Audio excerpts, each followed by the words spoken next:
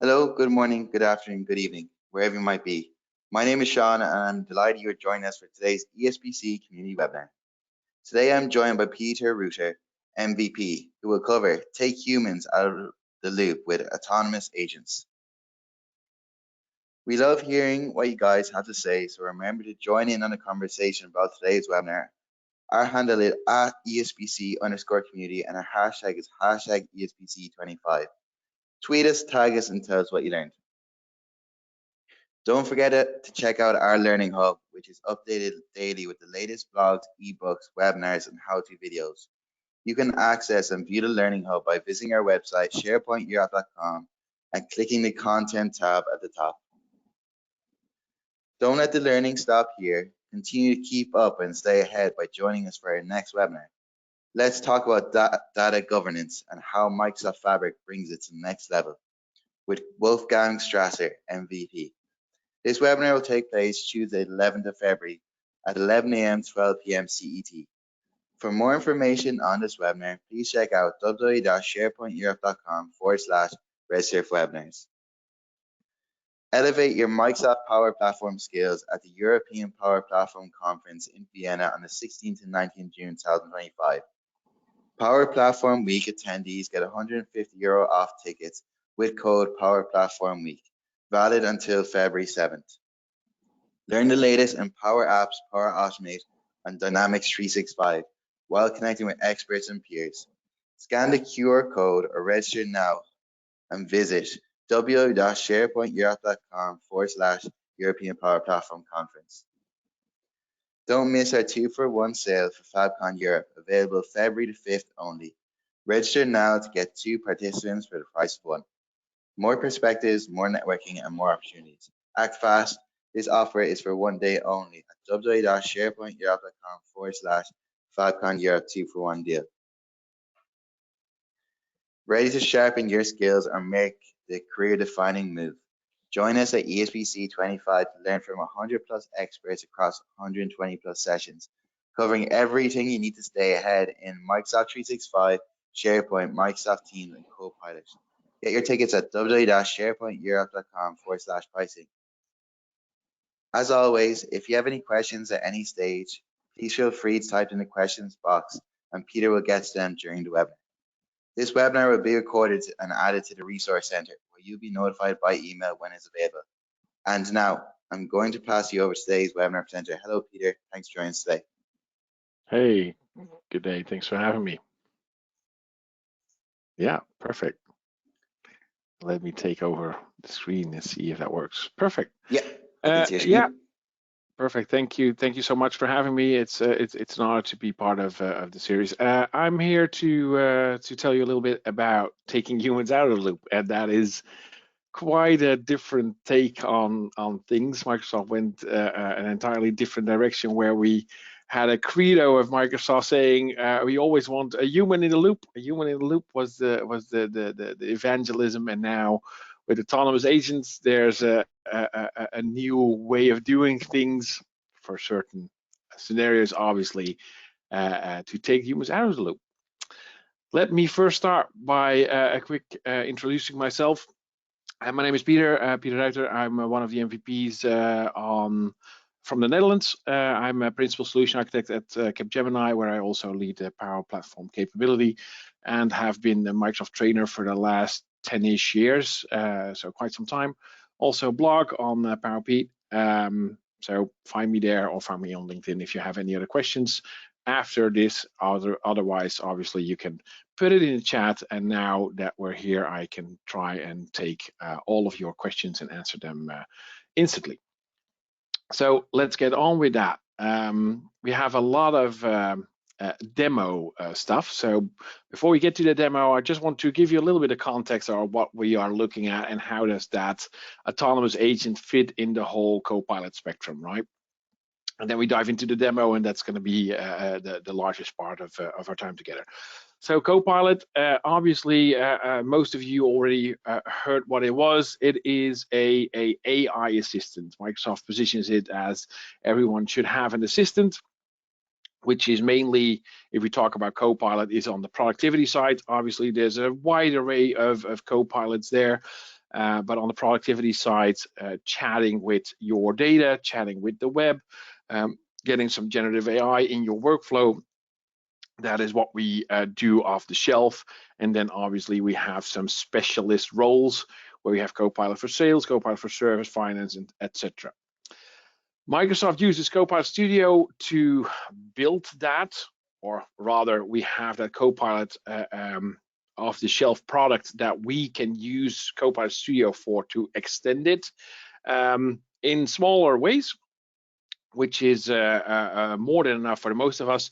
And if you really need some tailored, model, trained in-house things, then obviously you can dive into the Azure AI Studio side, which is, well, it's a whole other world. It sounds more scary than it actually is, but the world is full of possibilities, I would say. So the AI assistant at work, what do we use it for? Be more expressive in PowerPoint, be more efficient in Word, be more analytical in Excel. Mainly, we have like a network of specialized agents, where the one in Excel has different capabilities than the one in PowerPoint, although Microsoft makes it look like it's the same Copilot everywhere. It's actually a different expert, if you will, underneath.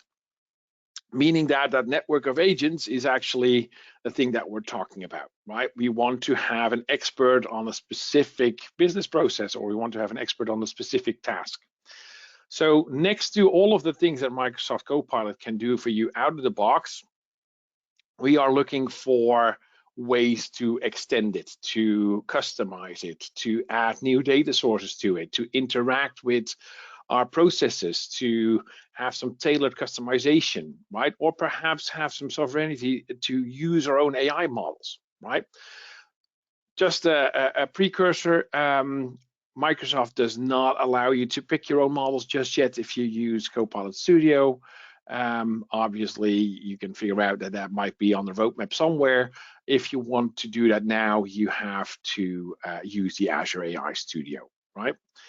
So anyone that wants to use the DeepSeek one, it's not there yet. It is there in Azure AI, so I would highly recommend you run that own model if you are enthusiastic about that. So it's all about extensibility and customization. Tailor it to your specific process, to integrate with your data, your integration with your own knowledge, with your own function set, with your own skills.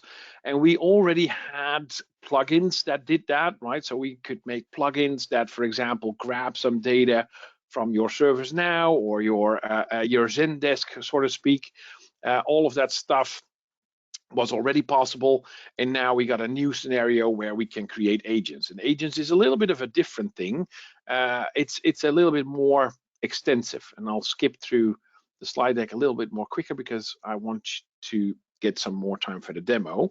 So we can publish them on everything. We can integrate them with everything, and I'll show you that in a second. So basically what it comes down to is saying, I got a Copilot. Every employee should have a Copilot. This is where your human is still in the loop. And on the other side, I got those agents. And the agents is basically the thing that we say every business process should have an agent.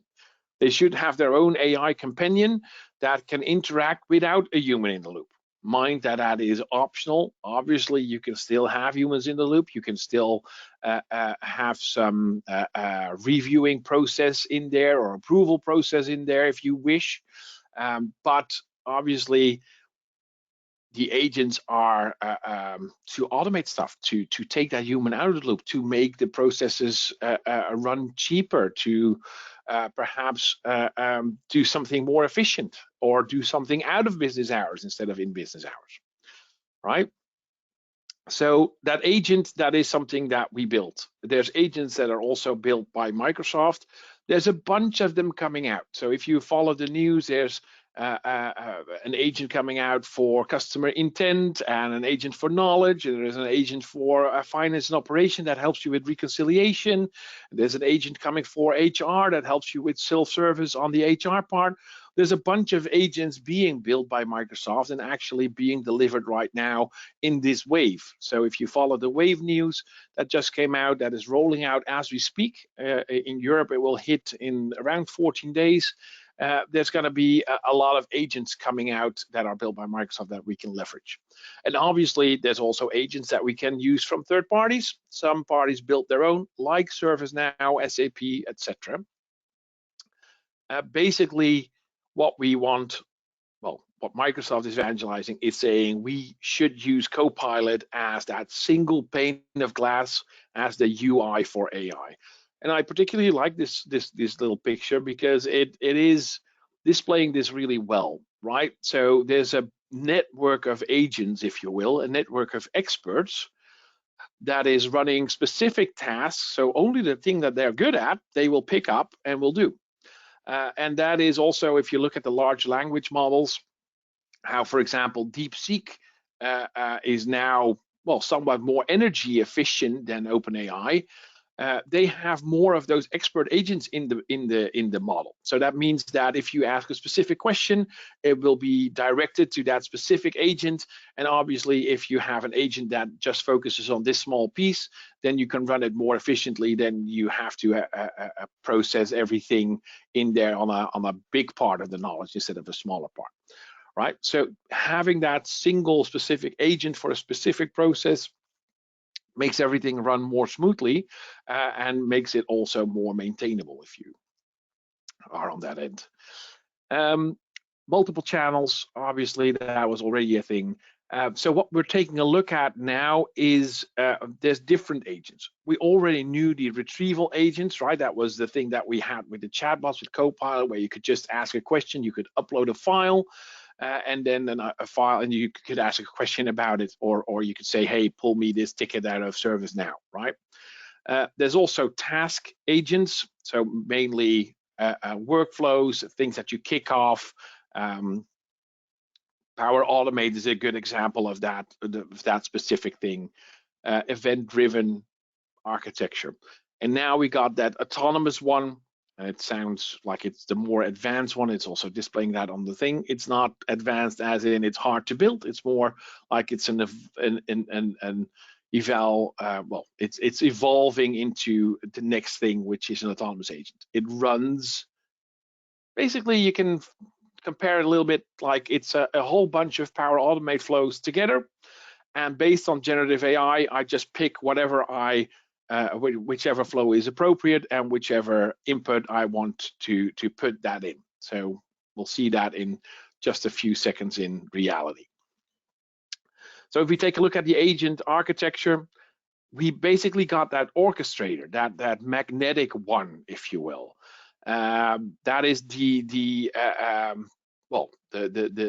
one guy, the one agent in front that disperses all of the incoming requests to the right agent based on knowledge, based on specific skills, based on what we can do.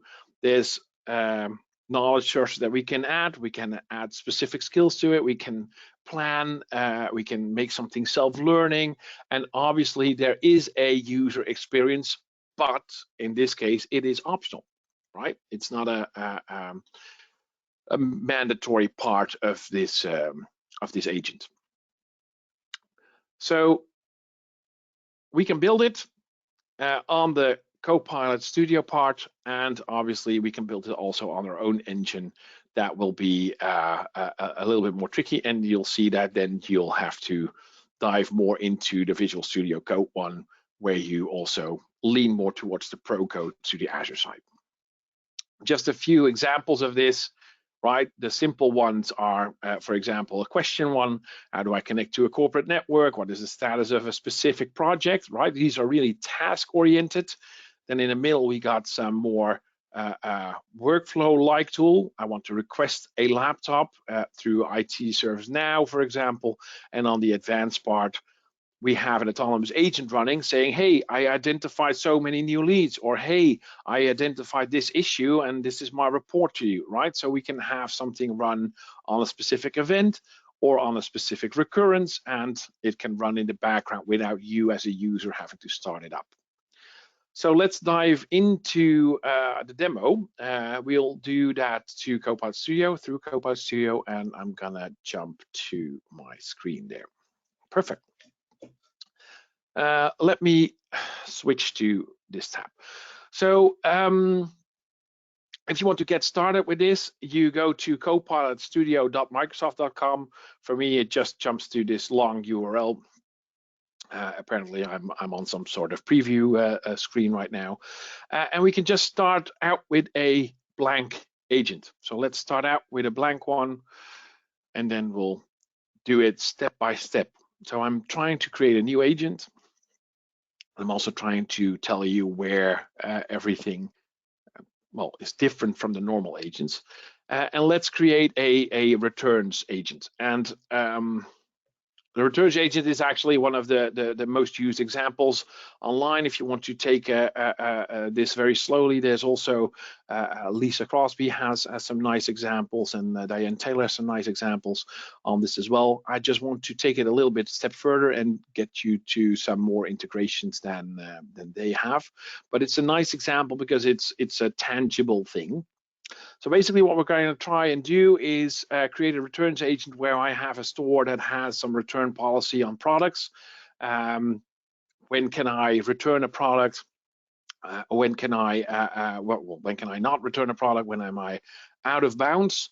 And for that, I have downloaded, and probably people that use the Contoso world a lot might recognize it. Microsoft has nice example files of, for example, the Contoso return policy for customers.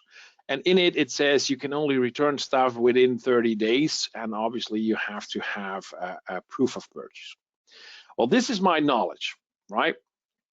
So let's start out with this specific knowledge thing.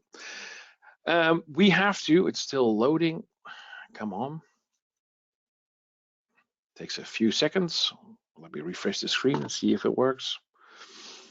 I'm very impatient. So what we're going to try and do is we're going to describe this agent, saying what it should do, saying how it should act, giving it some knowledge to work on, and giving it the actions and the triggers as well. Obviously, if people already worked with Copilot Studio, you'll see this familiar chat side on this end. This is obviously a user AI, again, optional, and we'll see that in a bit. Mind, also here is a big warning saying from February 1st, all of the preview features will be billable and consume messages. That means that Microsoft is going to charge you credits for all of the stuff that I'm going to show you now. And we'll get to the licensing part all the way at the end, but mind that you'll get charged for, in credits as of the 1st of February. So starting with this, we have a few fields. I got the name of the agent and I got a description. The description of the agent is basically saying, hey, I want you to act in this specific role, right? I want you to act in a specific role if someone asks you something. And let me pull that up down a little bit. So what we did here is saying, hey, you're an agent that assists with requests. Everyone that wants to return a product from the website, you're part of the customer service team. If you do not do that, it will send you to the customer service team, which is obviously weird, right? We want the bot to act as part of the customer service team in a friendly and helpful tone of voice. You will analyze the customers and the questions if they can return stuff, and you will help them wherever possible, but also protect the financial position by the company, because otherwise it will say, hey, I always want to help you. Obviously, you can return stuff, right? So you have to get a little bit of a feeling of the right wordings and the right promptings and test stuff out, do some trial and error on that to see what works for you. So if you did that, let me save it. And you want to get a start with that generative AI functionality, then you will also have to turn on the orchestration. This means that I'm gonna have generative AI find out what kind of knowledge, what kind of steps do I need to take. So we're letting the engine find out what it needs to do. So this is gonna be turned on. This one is the same setting as you would find here. So this one, generative AI, how would you want your agent to interact? Generative, that is the same toggle, but this one is more in your face. So let me upload that document as well. If you want to add knowledge, there's a bunch of knowledge sources that you can use, right? And now I'm just gonna click and browse to that specific Contoso returns policy. Obviously, you can add SharePoint sources, you can add another database, you can add Dataverse to it. There's a bunch of more sources coming, but basically all of the sources that well, you would think of are going to be in there. It's going to be more and more. What you need to do when you upload it, and I'll show you, well, perhaps I'll show you that just 1 second. So what you can also do is Fabric, SQL, Zendesk, all of that stuff is in here. And obviously Azure AI Search as well, if you want to crawl through a blob storage or something like that, right? So just want to show you that real quick. Let me drop in that document again because it doesn't remember that. So what we want to do now, if you want to drop a document in it, you have to provide, and that goes for every knowledge source that you add, you have to provide a description. And that description is important because that description says, this is where you need this is what you need to use if you want to find stuff. Right, so if I direct a question to it, it will go through all of the knowledge sources, and as I said, it will pick the specific task and the specific knowledge source based on this description. So my description is this knowledge source outlines the return policy based on different payment methods. Right, so I'm going to put that in here. The name is not that important for now. Put that in here. Mind, if you go and do this, this will actually take a while. So what it actually does, it uploads it in the background in a Microsoft managed blob storage, and it will try and do an index on this document. If you now immediately test it, it will not work because it takes a few minutes to actually get that up and running, get the document indexed, and then only then you can actually ask it questions. So we're just going to touch a few things before we're going to actually test it. So bear with me on that. There's a few things that I want to highlight as well. There is one thing that says allow the AI to use its own general knowledge. You absolutely want to disable that, right? Not in all cases, but in most cases, meaning that if I have a store returns policy, with specific instructions, this is the 30-day window and you can only return it within 30 days. If you say, hey, you can use general knowledge of that, it will just scour the internet for all of the return policies and then take like a median of things. And it could possibly say, well, you can obviously return it because most of the internet says it's 120 days, right? It doesn't make sense in this scenario to include general knowledge. It's also the same that I don't want it to act or just answer things that are out of scope, right? I don't want it to answer questions like, hey, what color is a banana, right? It's really interesting information, but not for this specific instruction. So I want to turn that off. Oh, did I turn the wrong one off? The orchestration needs to be turned on and the knowledge needs to be turned off. Well, that is weird.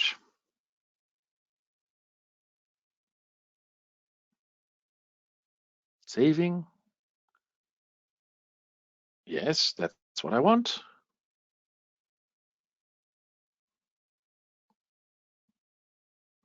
See if it does. Oh, well, it turns out the wrong toggle. As you can see, it's very much in preview on the Microsoft end. Let me just publish it and then refresh my screen and see what it does there. Okay, well, let's see. That's the demo gods for you. Let's publish it.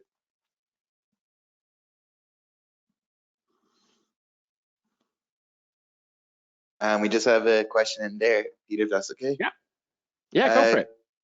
Can autonomous agents integrate with other Microsoft tools or third-party applications?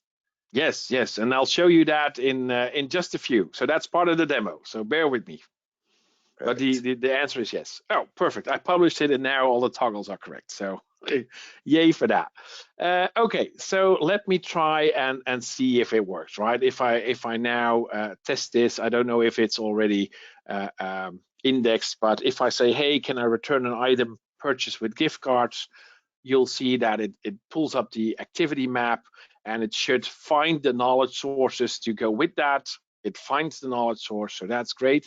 And yes, you can return something with gift cards as well. So it indexed it, it will show you the reference to it, so all good, right? This is just a normal agent that we would build, like what we could use to do before, right? An actual interactive agent that just gets the information for you. And now we're going to make it a little bit more interesting.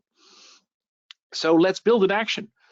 Let's say that I want to interact with those other Microsoft things, for example. I want you to reach out and do something. So one of the actions that I want is I want to actually send out an email to someone that is sending me an email with a question. I want to basically send an answer back to them. And as you can see, there's a bunch of actions already in there. The library isn't that big just yet, but as you can see, I can connect REST APIs, I can create my own connectors, I can create a Power Automate flow, which we'll do in a little bit, and then use that wide array of connectors that are in there, right? And that is obviously way, way, way bigger than what is shown here. So this list will grow immensely. For now, let's take the library. Let me see. I would. That is.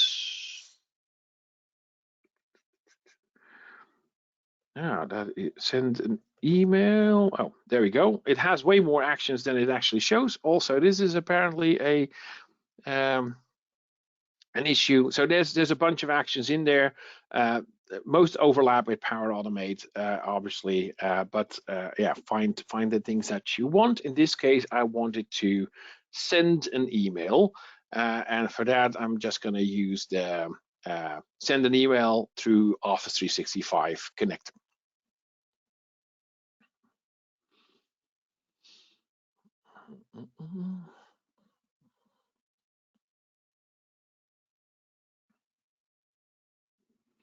There we go. Sets up the connection for me, the permissions, that's perfect. Next. And then it has a name. Mind that the name here is actually something that you do want to make a little bit more descriptive, because you will reference to stuff by name. And obviously you also want to have the description that matches with that. In this case, this operation sends an email message to the customer to tell them whether they can return their item based on the policy, right? What kind of user authentication do you want? That could be the normal user authentication, or I could also use the Copilot author authentication, which is mine, right? I don't want the user to be actually having to authenticate. I just want them to use my authentication in that. Mind that that is not always the case, but for this a simple example, obviously it is. I can also change the inputs.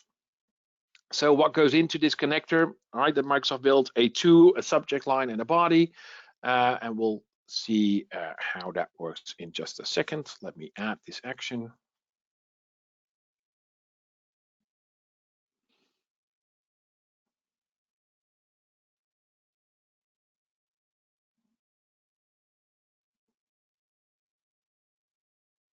Come on.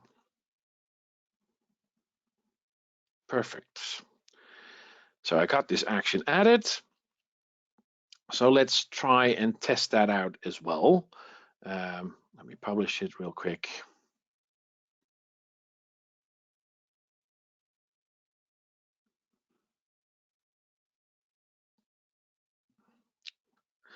And refresh. Okay, so what I could do now is basically reference this specific action. And if you click the action, you'll see that it switches to the action tab. I could edit it. If it's a Power Automate flow, this shows the link to the Power Automate thing, so you'll see that in a bit. But this is nice to show. The Inputs tab, it actually says, well, I know I have these inputs, like to, and I got the subject line, and I got the description and the body, and you can see that I'm not filling that in with any variable that I have. It's saying, I want you to dynamically fill this with the best option, meaning that the generative AI engine will literally try and figure out what kind of thing needs to be put in those fields, right? So let's see if we can try this out by saying, hey, can I return an item purchased with a gift card? Send an email with a response. So basically what it does now, it knows that it has to send an email because I told him that. So it tries to figure out what, first off, the knowledge, get the answer, and then it finds that action and builds those inputs. In this case, return policy for the item purchased. It will send it to me because I am logged in with that user. So that is my email, and it will also put a nice little body tag in there. So let me pull up my email, and here we go, 1529. Yes, you can purchase an item, and also here's some citation shit that is also added to it, right? So that's what we don't want.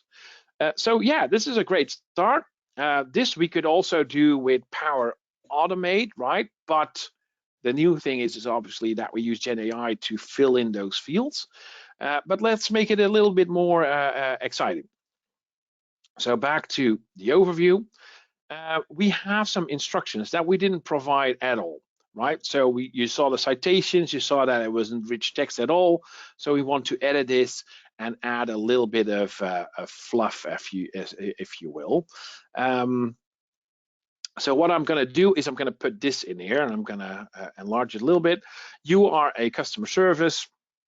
So this basically looks like the description that we already gave, and I'm going to say, hey, you should follow these steps without missing any. And once all of the actions are complete, then your work is finished. Then you can close this run, right? So when you receive an email with the line return request, then perform all of the following tasks. Parse the body, we already did that. Search the internal knowledge base, obviously that's step 2, and then send an email to write an email response, and you should send it in HTML format, right, instead of plain text. So basically I wanted to have nice enters and paragraphs in there. You should always be friendly, provide the explanation, and also suggest that they can call, user-friendly sign-off. Okay, let's try this out.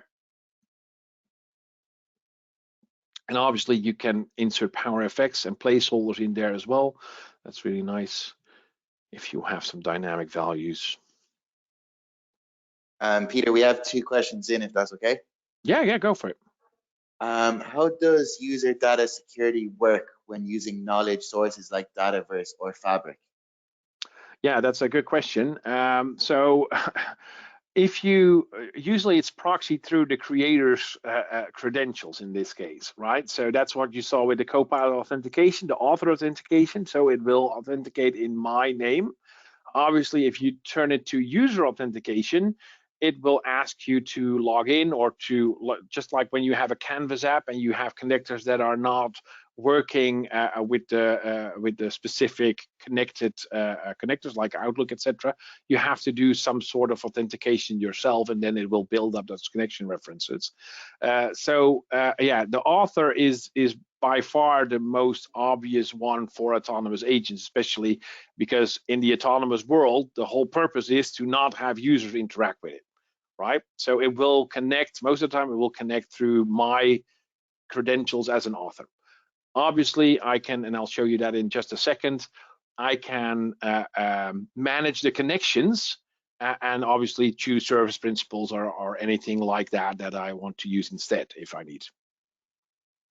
Perfect. And this next question there is agent the Microsoft's name on so-called RAG AI? RAG AI. RAG AI. So Microsoft's name, so we got Copilot and Microsoft calls them agents. Well, the whole world calls them agents. It's not it's not an IP of Microsoft. So agents is indeed the name that Microsoft uses for these things. Yeah. Perfect. That's all the questions so far. Thank you. Perfect. So now that we got this, let's try it out once more. Same thing. Let's just refresh it. Just see what the difference is now if we do the same thing. Let me paste the previous one. Oh, that's not the previous one. Let's copy this from here. do the same thing, see what it looks like now. And you see that it obviously it tries to give the answer back to the user, because this is my user UI, if you will, but also performs the task in the background. And you can already see that it does HTML. So let's see how that looks right here. Perfect. And now instead of this, I got this. And I also told in the instructions, don't use citations. So this looks way better, I would say, right? So this is, and you can see now it's a bit weird because yes, my name is Peter. So Peter is the one that I addressed it to, from Peter to Peter, but obviously you'll get the gist. So this is just a question and answer game. So now we are going to make it a little bit more cool by saying, well, I want this to actually run autonomously. I don't want the user to interact with it.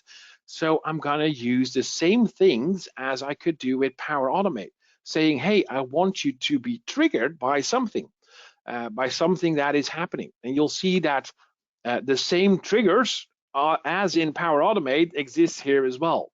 So that could be a recurrence. I want this to run autonomously every night. Or there could be something happens, something in the Dataverse, a row is added. Or, for example, when a new email arrives. So let me pick that. Or a form is added, right? There's a bunch of things that you can do. An HTTP call is called, all sorts of stuff.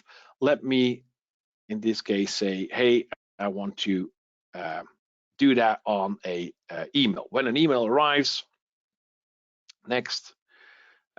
Obviously, you could filter that down. Right now, I'm gonna, in this example, I'm not gonna do anything with it, but you can subject filter it, or a specific mailbox or a specific folder. If you want to do a subject folder, a subject filter, like, hey, this should be a, well, perhaps let's do that. I got a request to return, right? It will only trigger if I send an email to the specific box with request to return. Okay, create a trigger.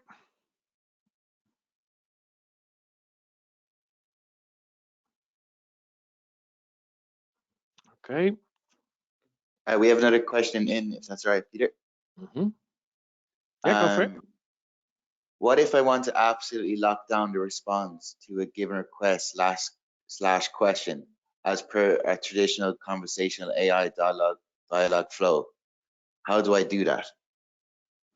I don't know what you mean by lockdown. So if you want to scope it down, like you want to make sure that it doesn't go out of bounds, or you want to make it stick to a specific topic, or Yeah, so it's just a question in brackets as per traditional conversational AI dialogue flow. Yep. Yeah. Yeah, so dialog flow is obviously something that there's limited capabilities in here, right? So if you want to have more control, like dialog flow in Azure AI Studio, then that is a better option. You can scope things down, you can give it some guidance and some boundaries by using that in the instructions. Right, so I can give it instructions like, hey, you can only answer this, you can only talk about that, and otherwise you'll have to direct it to this action, or you have to negate, don't even answer, don't even do anything, right? So you can put that in the instructions. Obviously, you have a little bit more fine-tuned controls in dialog flow in Azure AI. So yeah, more control, find your way to the more, well, pro code. It's not much pro code, but find your way to that world, I would say. Perfect. We'll get to questions at the end. Thank you. Okay, perfect. So now we got this trigger. Oh, I forgot. I don't know. Let me get to that trigger.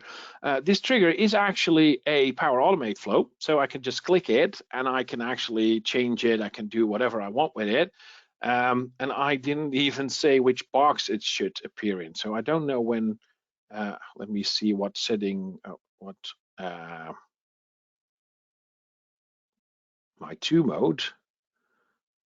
Yes, let me specifically say, hey, if you want this to be sent to support, right? That makes more sense. Save. And you can see what it does, right? So this is the trigger, the normal Power Automate trigger, and then it sends the prompt to the specified Copilot for processing. So it literally sends that output to Copilot for processing. So now I got this. Let's try this again. So back to this specific screen. Let's try it out and let's test the trigger here.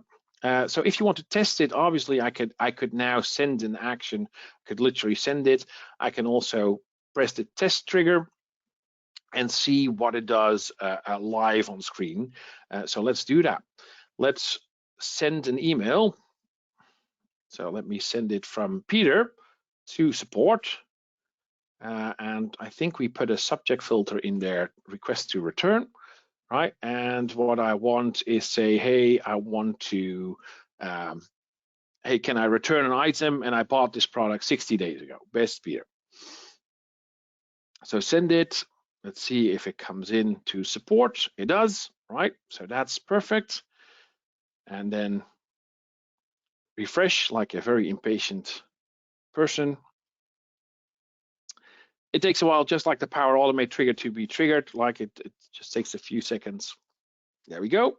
Start testing. And we can actually see that it does that really, really quickly. Searches through the knowledge. And there we go. And now you can see I also was the sender. So in this case, it doesn't do much, but I can see that it should arrive in this box just the same, right? Perfect. Oh, there we go. Thanks for reaching out. You can't use, you cannot return anything in 60 days. Great, goodbye.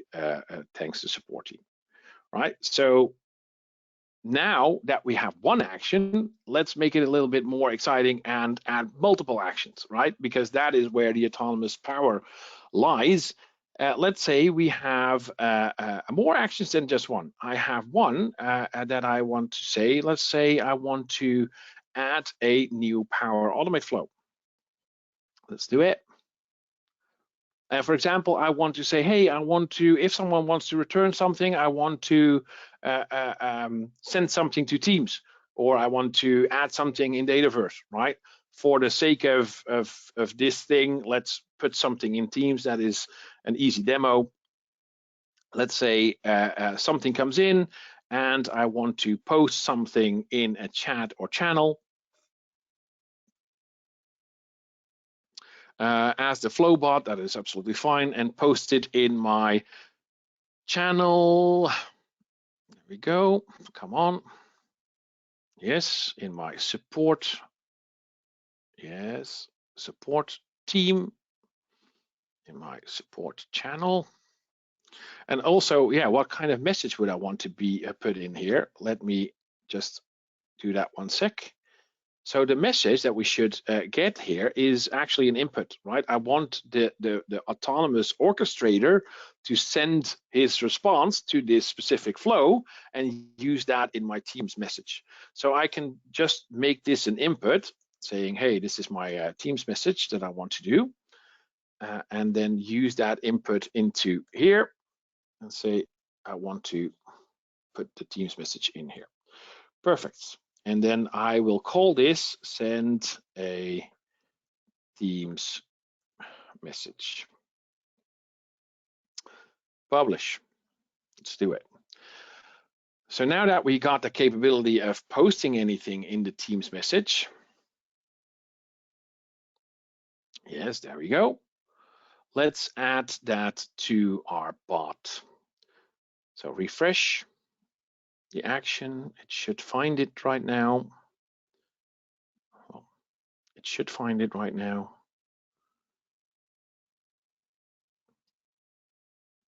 It's very, let me close the thing. Add it again. Send. I did call it send team message, right? Yes, send a Teams message. Let me refresh it. Sometimes it takes a while, and that is, yeah, it tests your patience. Oh, there we go. See that this is also the new editor is not great. I saved it, right? Let me quickly just close down all of these tabs so I know that I got the right one. Just a second. So I got see all, I got no actions just here just yet. Let me create one more. Do I have Teams in there now? No. Oh yes, it's searching.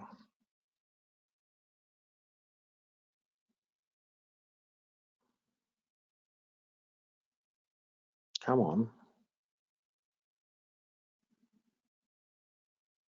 Oh God. Send a, no, well that is, how did I call it? Post a message to, see if it can find that. Yeah, so this is a flow that I created, the same thing. So let me just pick that one because the other title obviously didn't go in well. This is also a UI mistake. So it looks like it doesn't have inputs and outputs, but when you add it and you click it, you can actually see that it has the input. So Microsoft is really, well, busy making the UI, pulling the UI together. So if you click here, you can actually see on that input, yes, hang on, that the input was, in this case, I named it body. Same thing, dynamically fill it with the best option, and then just goes to Teams. So let's, yes, leave this page. I added it here. So let's add that to the instruction set, right? So now I want to say, hey, if the user, right, I want to extend the instruction set saying if the user is allowed to return, only then use the action to post a message to Teams, right? So you can actually make this way more interactive with a bunch of different actions in there and specify the logic behind the actions. And what I said is, well, you have to post a message in plain rich text and make sure to include all of the details. Well, there's not much details, but you'll get the gist. And obviously, I'm letting the AI find out which input needs to be filled with what. So let's try that out once more. Publish it. Mind that you should test this, because if you use a Power Automate flow, your Copilot agent is not automatically connected through the connection reference with your action, right? So in the Power Automate flow, I put Teams in there, and your Copilot is not authorized to use that connection reference. So if you use it immediately in the autonomous way, it doesn't work. If you, and let's feel free to close this window, well, perfect. If you do that in this test window, so let me say, hey, I want to do the same thing. Hey, hi there, can I do this with gift cards? I bought it, well, I have to obviously make this 20 days because otherwise it won't hit me. If you do this for the first time, it will try to kick off that action if everything goes right. Right, send an email. Oh, look, then it says additional permissions are required, right? If you send out an email, then you won't see this message. You won't get that connection reference. So now this little pop-up gives you the option to actually say, yes, I want to do that. I want to manage my connections, and I want to authorize my Copilot to also use the connections that I put in that Power Automate flow. So this is one level down. Same goes for Dataverse, etc. Right? So mind that you test it in the chat before you actually unleash it to the world. Perfect. And now that I got it, I can say, well, retry. And you can already see the input that it tries. Let me open up my Teams in this specific chat and see what it does. Got my channels, Teams, my support channel, and there we go. 348. Customer Peter wants to be returning. There we go. So this is really cool, right? And obviously this is a simple example. You can do this with all sorts of triggers and all sorts of actions. So I can literally say, if my Dataverse, if my CRM record is in this specific stage of my process, then pull data or look up the client and do something with other fields in this process, right? Pull something from other systems, use it through the Gen AI thing and make it work. For example, the way I use it is I process a whole lot of mails, which are all free text, and people put reference numbers of device serial numbers in free text in an email. I can literally grab that. I don't have to write stupid regexes anymore.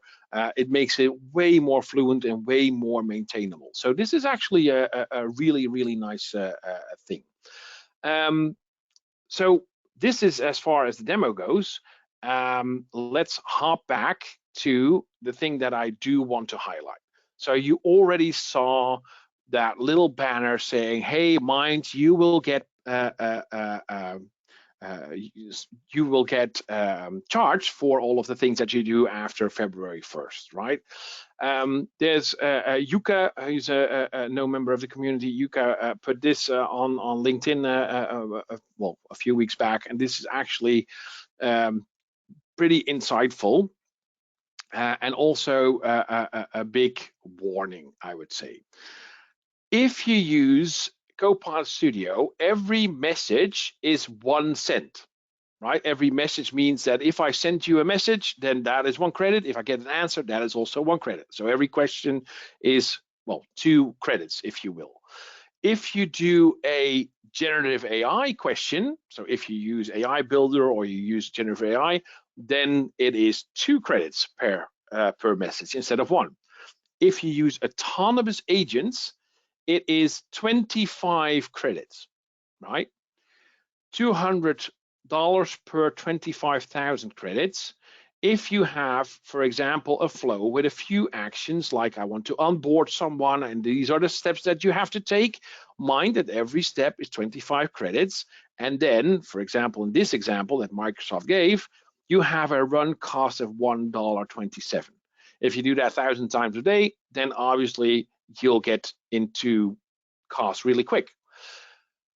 This doesn't mean it's expensive, right? It's just mind that you pick the right business case for these kinds of things. If you compare this to human labor, it's really, really cheap. If I compare this to things that I could also do with Power Automate, then this is really, really expensive, right? So please do and think about, what can I use it for? What should I use it for? And where can I, for example, take Power Automate as an alternative, or just call an API myself, right? It absolutely has its purposes. It absolutely has its place. I'm really excited about the technology, but mind the cost. That is the warning that I want to give you. And with that, I want to thank you, and I want to take questions if there are any left. Yeah, thank you, Peter, for a great presentation demo. So now get into questions and answers part. So our next question is, based on your understanding of the current and future functionality, is there any indication that the solution will enable you to lock down the response from the agent for a given user intent, i.e. not generative AI, conversational AI with setup controls? I can't. Yes, that is going to be the case. It's not there yet. Let's keep it at that. Please send me a DM, and I can answer that more elaborately. I can't tell anything. Yeah, I have to beware what I say. Perfect. So the next question there is, what data insights do we get to analyze the effectiveness of the agents? Yeah, that's a good question. So there's a bunch of analytics on there, and also compliance, right? So obviously compliance and logging is a big thing. So there's analytics. I can also open the analytics. It's Copilot Analytics. It's a bit behind. So this is not live. So there's a bit of a lag in between. Also, all of the compliance dashboarding and logging that you would now find for your Copilot in Purview, right? That's the new controls in Purview. This is also going to be in there. So and mind that it's not live. It takes about 10 minutes, like Power BI, where you're always a little bit of a delay. But yeah, there is analytics, and there's you can see what is going on, how people are interacting with it. That's all there. I can also go to the specific runs, the activity runs, and I can, just like the Power Automate stuff, I can literally say, hey, I want to dive into this, and then see all of the inputs and the outputs that this thing used for this specific run, right? So that is on the individual level. Perfect. So the next question is, hi, are there any server limitation regarding volume as we hit in Power Automate platform when working with data flows? That's a good question. Microsoft hasn't released any volume limitations just yet, but the costs, right? So I think that will be your limitation. If you run out of costs, if you run out of credits, then that is your limitation. Otherwise, it's pretty scalable, I would say. The whole infrastructure is set up to scale enormously. Yeah, perfect. So this next question there is, I'm a consultant who helps clients build intelligent solutions that are powered by Azure, OpenAI, and Power Automate. In the context of autonomous agents, this looks to me is a normal Power Automate flow that interact with agents in Copilot Studio. The element of agent in the flow seems equivalent to Azure AI in the solutions that are normally built. Am I correct to understand that autonomous agents are? Yeah, yes and no. So that is what I started off with in the beginning. So all of these pieces Microsoft had already, right? So you can see that Microsoft is building all of these amazing bits and tidbits of technology, and then suddenly they fall into one giant puzzle. You're absolutely correct. So there's a bunch of this stuff is all Power Automate. The topics, the triggers, the actions are all Power Automate capabilities.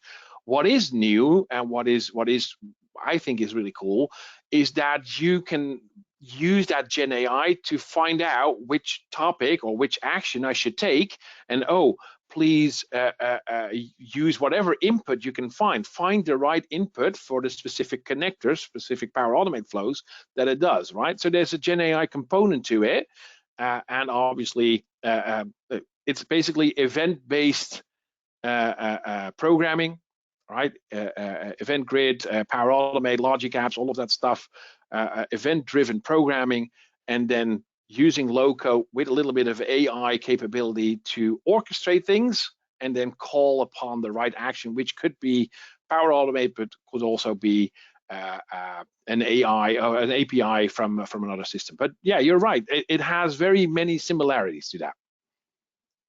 Perfect. So the next question there is, having this kind of customer service agent, we want the same answer for the same question. AI does not always output the same answer. Also, how do we relearn the agents on updated policies and flushing depreciated ones? Yeah, that is absolutely true. So the AI models, it's not it's not the truth, I would say, right? So the AI models get smarter and smarter and smarter. Basically, they just predict. It's a large language model, right? It's not artificial intelligence. It's a large language model that is given. Well, it's a little bit more, but a large language model that just predicts the next word after the previous word, right? So if you ask certain things, it can display different answers, right? It's also there's also a bunch of things that it can't do, right? There's a bunch of examples that say how many R's are in strawberry, right? And then it gives you the wrong information. Or if I ask it like, hey, what's the time in Argentina? It will give me the wrong answer because it has no knowledge of that. It doesn't know that, right?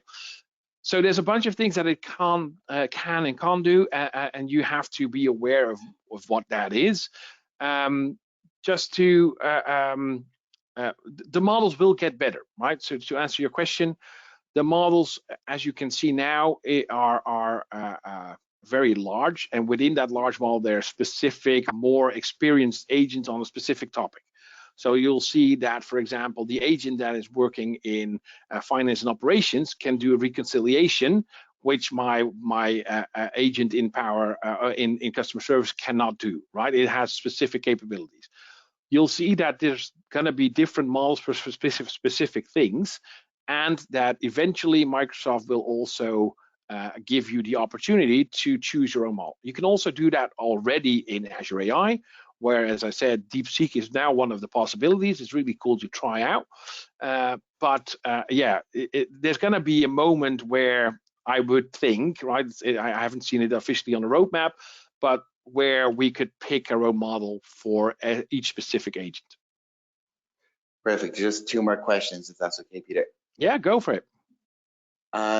Do the consumption charges into production environment only? No. That's the short answer. No. And then the last question is there, in brackets, human handover? Example, in a contact center, can a person jump into the chat? Yeah, so you can actually, that's a good question. So for every action, you can actually say, hey, before you do this action, right? So let me just pick that random action like email. Before you do that action, there is a tick box saying, hey, I want to ask the user before running this action. And then I can ask, I can create a message, or I can send a specific adaptive card through Teams. So there's a bunch of ways that I can interact with it. It's basically a workflow approval step that you can interact with. So yes, there is a possibility to do some approval, to do some next steps. And obviously, if you want to do a handover, like actually I want to cut off the process of the autonomous bot and do a handover like you would do in an IVR, for example, where you go for a voice bot or a chat bot to an actual human agent, then obviously you can do that as well. Then you create a Dataverse record, you create a case or something like that, right? And you could just put it in their inbox. The question before that one, I think it's one you said no to, is but how do we relearn the agents on updated policies, in brackets, flushing the preset ones? Yes. Oh, sorry that I didn't answer that. So basically, what it does, if you update the knowledge, basically, there's an indexer running. It's basically Azure AI indexers running on the knowledge sources that you put in. So if you have knowledge sources like SharePoint, like files, like Dataverse, there's an Azure AI indexer that is running in the background and iterating over those knowledge sources. So if you want to add some new knowledge, it will be automatically picked up. Mind that there's a delay, so that you that's what you saw with that little indexer, the file that I said in the beginning. It takes a few minutes, or if you have a very large knowledge base, it takes a few more minutes before it actually gets picked up. Mind that is only your own knowledge, right? And that's what I said. Don't use the general AI knowledge, because that is the large language model that consists of general knowledge that is not changing, that is not going to be updated unless Microsoft updates the model in the backend. Perfect. So that's all questions we have time for. If people want to ask you questions, is okay to? Yes, absolutely. So if people want to ask me questions, then do please find me on LinkedIn. Just drop me a message. You can obviously find me here or on my website or my email. Just feel free to touch base and yeah, find me on any medium that I'm on. Perfect. So on behalf of the ESBC community, we'd like to extend a big thank you to you again, Peter, for taking time out to carry this webinar. Really appreciate it. Perfect. So that's the end of today's webinar. You can find this webinar and more at sharepointeurope.com/resource center. Thanks again to all of you for joining us today, and I hope you join us again soon. Take care.